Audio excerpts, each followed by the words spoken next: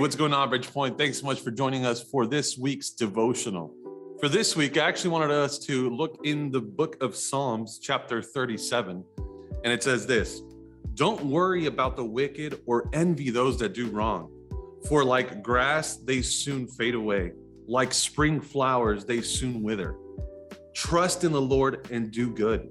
Then you will live safely in the land and prosper."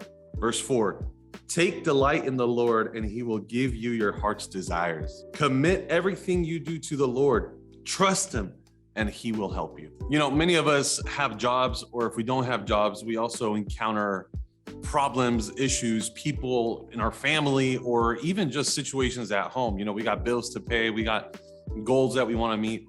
But, you know, many times our focus can be on all these negative and wicked things. And we're wasting our energy, we're wasting our time trying to worry about those things in which we cannot control. You know, a lot of times we strain and we drain our lives focusing on everything that is outside of our reach. It's things you cannot control. But what you can control is where you delight yourself. And in verse 4, it's such an awesome verse. It says, "Take delight in the Lord, and he will give you your heart's desires." Delight yourself in the Lord. I don't know if you were a kid. I'm pretty sure it's still around, but do you remember those drinks, Sunny Delights? You know, is that orange juice, orange flavored juice? I probably was, I don't know if it's real orange juice, but it was called Sunny Delight. You know, the branding was meant to be a delight on a sunny day. It's like you get one of these cold orange, high fructose corn syrup drinks. You know, you chug it down on a hot day and it's like, oh, what a delight. You know, this feels amazing after playing tag with the kids, playing, you know, but out with your friends, riding your bike, you know, and it's like, ooh, this drink just delights me. You know, in the same way, when we trust in the Lord, we should be delighted to do this. We find delight in so many things in this world. We find delight, you know, on social media. We find delight on status. We find the delight in the zeros in the bank account. Well, not the zeros, but, you know, a number followed by many zeros, or whatever the case may be. We find delight in so many worldly things that just simply don't matter in the grand scheme of things. We find delight in the smallest insignificant thing, when God is saying, delight yourself in me. Delight yourself when you trust in me. Delight yourself when you commit your life to me. Because when we do that, when we find delight, you know, part of this whole delightment, is that a word? Part of you delighting in the Lord is you really putting yourself second, putting yourself below what he wants. You know, when Jesus showed us how to pray, one of the things that he showed us in praying is that his kingdom come and his will be done. And we should be delighted to pray that. We should be delighted to declare that. Are you delighted to say, God, may your will be done in my life? We want to focus on what our will would be to the wicked, what our will would be if someone does something wrong to us, if someone cuts us off in traffic, if someone, you know, flips us off, or somebody does some sort of injustice against us, or if someone just doesn't treat us the way we feel we should be treated. Well, I'm here to tell you, Jesus was not treated the way he should have been treated.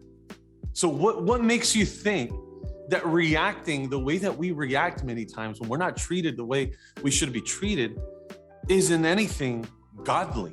No, we should be focused on representing God. The word in the Bible for this is ambassador. We are ambassadors of God. In other words, we are carriers. We are sending and representing who God is to the people around us, including the wicked, including the evildoers, including those that don't treat us the way they should treat us. And this is why we have to commit ourselves to God and be delighted in it, because it's something that doesn't change. I was talking to someone previously, and I was telling him that the reason why it is so important to find delight in God is because it's something that is unchanging. We live in a world where everything changes. Everything, status, society, the economy, you know, our job titles, our positions, our whatever, everything changes. Even our health. You know, some people say that the only thing that stays permanent in life is change. And that is true because everything changes. But actually, the biggest thing that is consistent throughout the universe, throughout anything that is in existence, is God. And that is why I would put my trust in him. That is why I'm delighted in him, because while everything else changes, while everything else goes haywire, God remains the same. And so why place my trust on anything else that can change when I can place my trust in God, be delighted, and then he be everything I need him to be for me in every season. While everything is changing, God is the source of everything that I need. So I encourage you this week, whatever troubles, whatever things may come your way, I just want to encourage you, trust in the Lord and delight yourself in him. Delight yourself in him, and you will see that he will give you the desires of your heart. All right, Bridge Point, we'll have a blessed week. Be encouraged, and remember to be the bridge people need to find Christ. Blessings.